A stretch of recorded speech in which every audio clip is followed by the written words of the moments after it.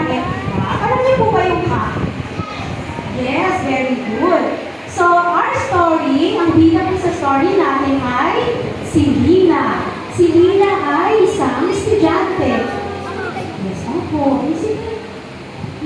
Okay. Listen carefully to the story. So, this Lina is a student. Sino dito mga estudyante? Patingin na? Sino na nag-aaral? Very good. So, di ba sa isang school, pag nag-aaral kayo, meron mo activity. Anong ginagawa kaya pag activity? Nag-lesson o meron kayong ginagawa?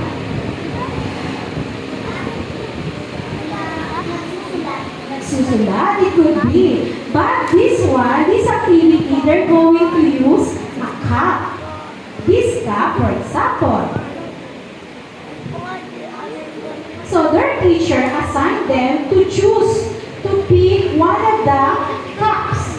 And it depends on them how or which color. Okay. So imagine you are one of those students. Okay, these are the cups. What color is this?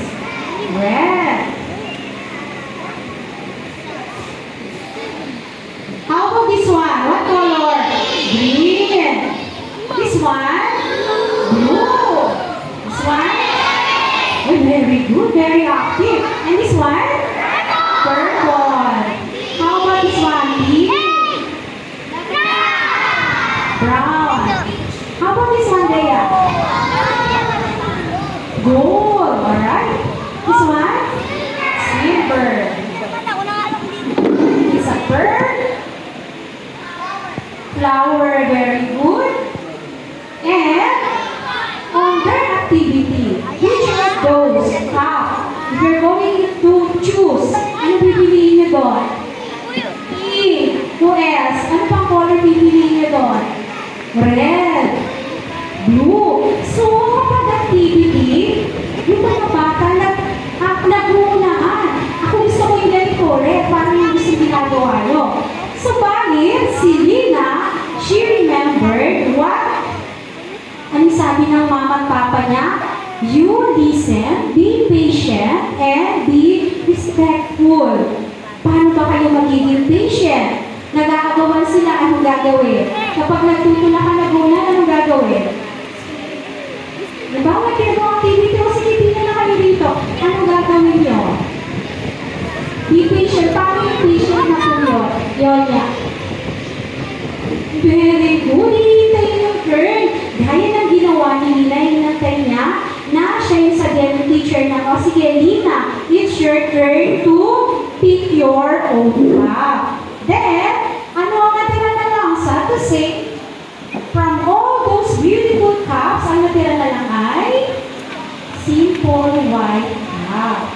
Pero, pag open nila dun sa loob ng cup, mayroong nakasulat dun sa white. For all the cups na may mga magaganda, gold, silver, only the white cup, mayroong nakalagay na, ano kaya nakalagay doon? Mayroong silver, mayroong pink, pero ang sabi doon, true beauty is inside your heart.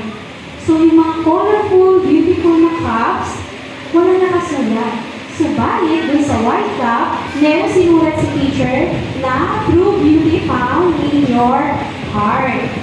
So, kung naging patient sa pinunuri ng teacher si Lina because she wait patiently and respect, hindi siya nakipagtulakan. At bago siya umuwi ng bahay, ano yung naramdaman niya kaya? Ano ba yung naramdaman niya?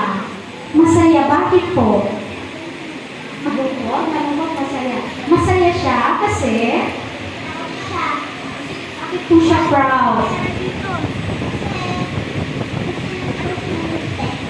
Oh, very good. Nag-show siya ng respect at nalaman niya na si God love siya. Kahit sa simple na bagay na ginawa niya, naramdaman niya na si God ay love siya. So, for today's Sabbath, nawa ay mag-feel natin ang presence ni Jesus as we continue praising and singing to our Lord. Okay, so that's the end of our story. So you may stay here and behave. Wala po